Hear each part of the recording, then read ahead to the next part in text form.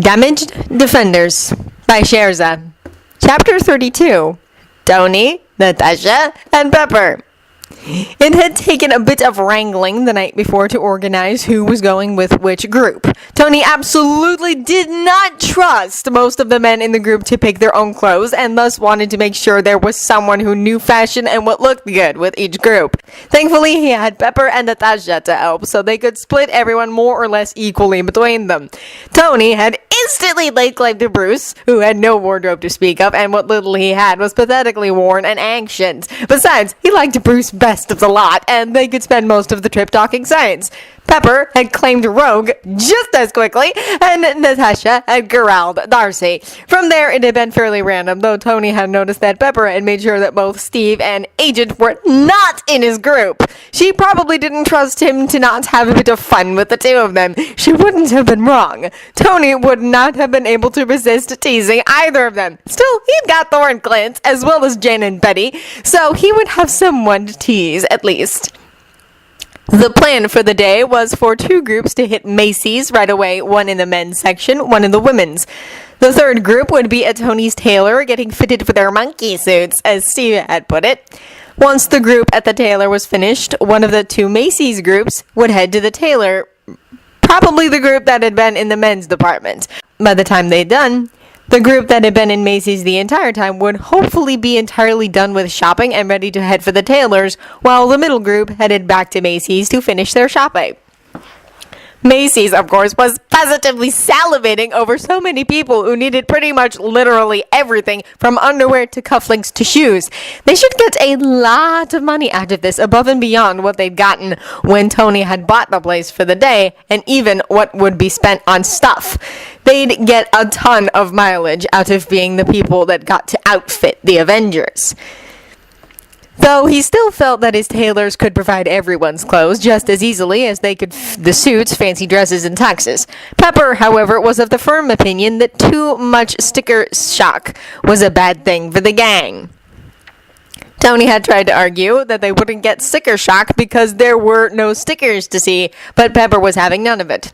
Tony's group was heading to the tailor first, both because he needed to confirm with the tailors that all these people were indeed going on his card, and because even Tony had his limit when it came to shopping, and he was not going to spend the day dreading the tailors.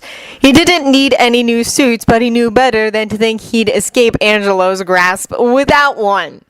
He'd made sure that both Pepper and Natasha had orders to record Angelo's reactions to the various people he'd be fitting, though Tony knew his tailor well enough to know the man, while not gay, as stereotypes would have you believe, would all but break down in tears of joy to be fitting the likes of Rogers, Remy, Logan, and Loki. Angelo's shop was one of those little hole-in-the-wall places with no signage out front. You could walk right past the place without having a clue it existed, which was how Angelo and his clientele, it must be said, liked it. Angelo and his small staff were faultlessly discreet as well. The paparazzi'd have better luck getting answers out of a brick wall if they questioned him, and he'd never sell them information. The fact that Warren went to Angelo for his suits and no one had had the faintest idea Warren had wings prior to the invasion was testament to that. Tony herded his group into Angelo's shop. Angelo and his son Cesare appeared out of nowhere in the comfortably appointed front room of the shop. "Antonio!" Angelo said, smiling widely as he greeted Tony, kissing his cheeks. "Angelo!" Tony said, hugging the white-haired elderly Italian, one of the few people Tony knew who was shorter than he was. "Good to see you. I trust you're doing well." "But of course, and better than ever, when you bring me such gifts as you have today," Angelo said, eyeing Thor with a delighted gleam in his eye. Tony barely restrained a laugh. "Angelo, this is Thor," he said. "Dr. Banner, Clint Barton, Dr. Jane Foster, and Dr. Betty Ross. Everyone, this is Angelo and his son Cesare, the best tailors this side of the Atlantic." Angelo bowed over the two women's hands. "A pleasure to make your acquaintances, my ladies. Come, we will get you outfitted properly. Cesare, if you will take this lovely young woman," he indicated Jane, "and Mrs. Stark and Barton, I shall see to Dr. Banner, Thor, and Dr. Ross." Tony nudged everyone into following Angelo's orders. Really, they'd end up doing as told anyway, so it was just easier to humor Angelo from the start. Natasha marshaled her forces into Macy's. Loki, you didn't look too bad in the suit you wore in Stuttgart, so I'm going to trust you to be able to pick out things that don't look like complete shit on you, she said. That said, if you have questions, ask. She pointed at Logan. You, on the other hand, I'm going to watch you like a hawk. There is more to life than tank tops, flannels, and jeans. Behind her, Darcy sputtered with laughter. Natasha eyed her. You're next, Natasha warned, which made Darcy grin at her cheekily. Natasha turned to Phil next, but he put both hands up. I put myself in your capable hands, Natasha, he said, clearly knowing better than to argue. Fine. First stop, underthings. We're working from the inside out, Natasha said, and shooed everyone to their respective underthings areas, which of course meant she was at least temporarily alone with Darcy, long enough to hunt down and point out the bras used every day for Darcy to pick up some. Don't forget socks, hose, slips, the works, Natasha said. She snapped up several of such items for herself with the swift efficiency of someone who knew exactly what sort of things worked and looked best on her. I'll be back to check your choices. I don't trust the men alone. Yeah, not blaming you there, Darcy said with a grin. Natasha soon found the men scattered through the men's department. Phil was having the easiest time finding things because he was fairly average in size. Loki was tall enough to make most choices problematic, and Logan was more powerfully muscled than was usual, which meant he had to resort to bigger sizes, even though he was fairly average in height. It didn't help that Natasha had to smack him twice when he tried to pick up the closest thing Macy's had to his usual style of dress. There was nothing wrong with Tank's t-shirts and jeans, but Logan had enough of those. The man needed something a bit more dressed up. He'd be a heck of a looker if he even half tried. Thankfully, at that point, Darcy came over, her purchases in hand. Natasha took a quick look to make sure she had what she would need and signaled one of the salespeople, dogging them to take the pile from Darcy. Huh? Darcy said when the man appeared at her elbow. If I might relieve you of your burden, miss, the man said, I will package the book for you. Oh, yeah, thanks, Darcy said, handing the things over. Then she spotted Phil poking about amongst some very drab, dark-colored dress shirts. She hustled over. Oh, no, Sam, not those. You probably have 10 of those in your closet, Darcy said, shooing him toward the more colorful choices. Bright colors are not a sin, I promise you.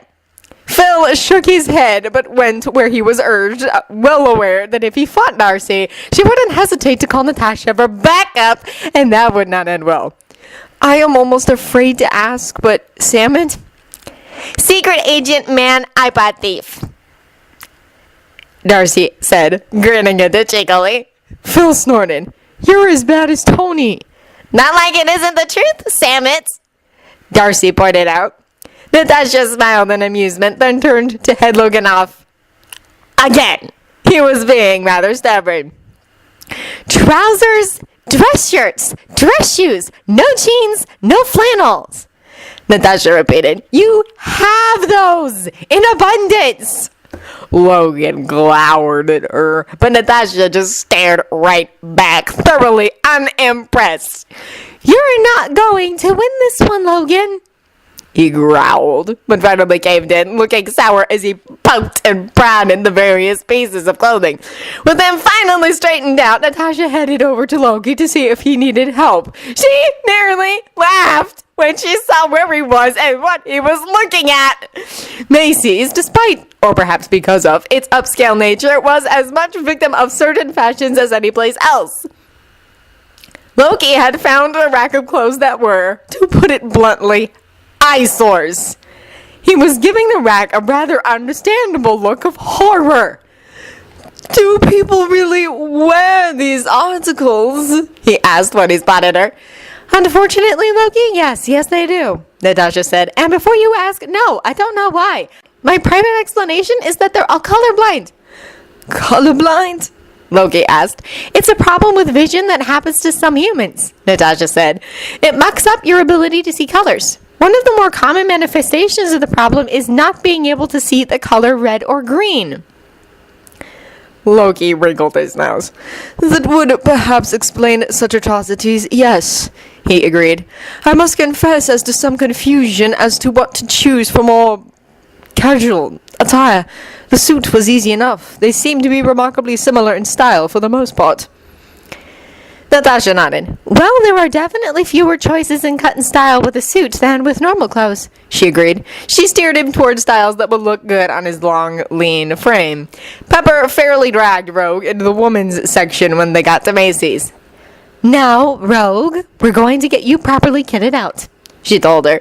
Rogue tried to argue, but Pepper largely ignored her protests.